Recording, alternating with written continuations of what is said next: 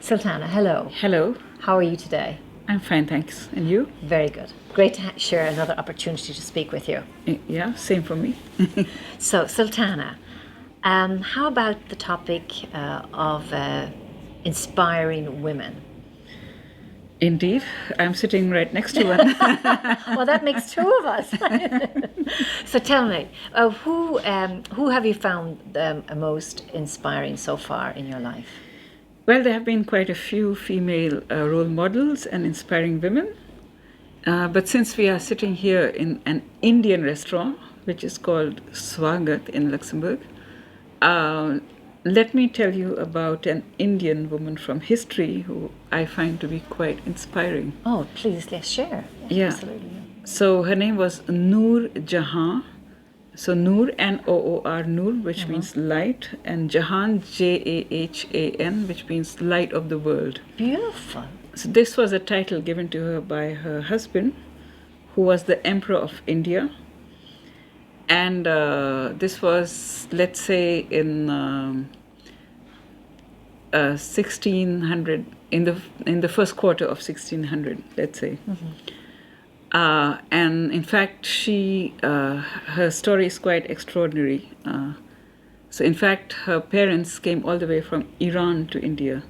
So you can imagine they were courtiers at the court in Iran, Shah of Iran, I suppose. And then they were asked to leave the country. So from Iran to India in those days, they came by caravan. My goodness. And twice on the way, they were robbed. So they had very little food and so on left, and they had this little baby.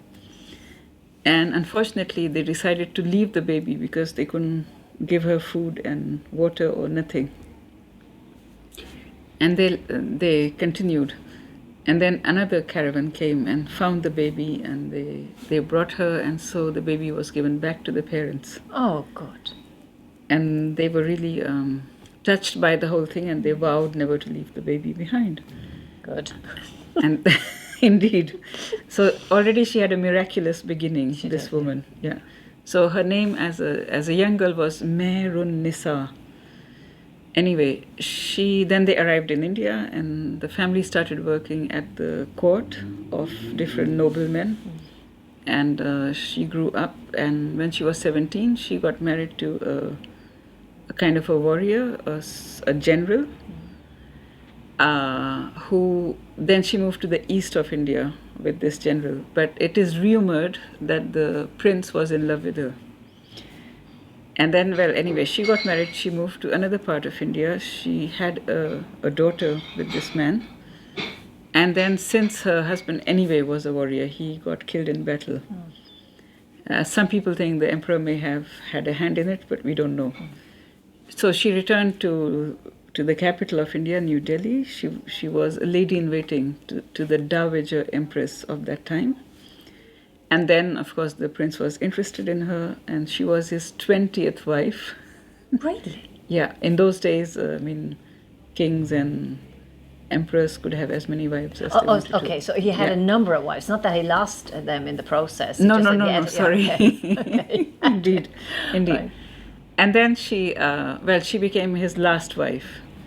And slowly she gained more and more power, and she started ruling the country almost when he was away on wars, doing a lot of administrative things. Her family, her father and her brother helped her, obviously. She was the first, or one of the first women to get her name on coins in India already. But so she had a lot of political power. But what inspires me are her other sides of this lady, not just her political power. So in fact, the reason she inspires me is because she was a polymath, I think. So she could ride and hunt very well. She even, once her husband got kidnapped by some rebels in the north, and she went to rescue him. She got kidnapped herself, but then using her intelligence, she managed to turn the situation around and captured the rebel. My goodness. And liberated her husband. Well done. Powerful. Indeed. but during more peaceful times while she was at court, so besides doing the administration for a huge country like India with so many provinces and so on, and it probably wasn't easy in those days. She was also very interested in architecture, and these Mughal. So this was the Mughal dynasty of India, and these Mughal ladies had a certain budget, and they worked with architects and they designed certain buildings. So, for example, she designed the tomb of her father, which is an architectural gem of India, and it's the first of its kind. And this tomb then inspired later on the Taj Mahal. Oh, did it? Yeah, yeah. And she also did she wrote poetry herself. Her poems still have survived till today. She also did innovations in cooking, invented new dishes, new sort of clothes, even new fabrics, perfumes. And she also, and I mean not just she, but women at court, they were educated in astronomy and also the properties of different stones and crystals. So she was very active in many different fields, and I find that to be inspiring. That is inspiring. I mean, she was ahead of her time almost. She definitely was a polymath if she was interested in so many activities. Mm-hmm. Yeah. So can you imagine a young woman in India today, or even in other countries, who could be inspired by such a woman, by such a lady? So you grew up in India. I was born in India. I grew up in India. So would that have been part and parcel of history at the time? It was. We did study a little bit at school about the Mughal dynasty, but mainly about men. Ah, okay. So, and this sort of research on all these different empresses and queens, I did a little bit later on, and I discovered that they had a very rounded education, and they were almost like a Renaissance woman. They would have been, yes. I would say. Yeah. Did you get to read any of her? You said she wrote poetry. Did you read any of her own stuff? I may have read some a long time ago, but unfortunately I don't remember by heart. But maybe I would like to mention that, so as I mentioned, her family came from Iran. So the Mughal dynasty, they were foreigners. They came from North India through the mountain passes. Okay. They invaded India and then they started ruling in India. So they always have this feeling of nostalgia and loss in their poems. In their writings, and a few emperors also wrote poems, and some princesses. So you never have this feeling of boasting, hey, look, here I am, or whatever. There's always this feeling of loss and nostalgia. Interesting. So yeah, they are not like strutting around like peacocks, though. Even though they had been, in a sense, they had gained the land and they were ruling the land. Yeah. They didn't really mention much about what they had conquered, let's say.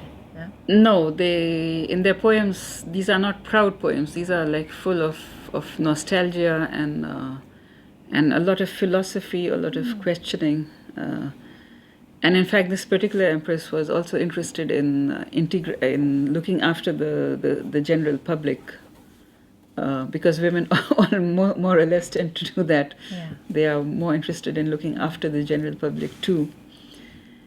And she was, if you think about it, that if somebody like that could do so many things almost 400 years ago, why can't we do different kinds of things today?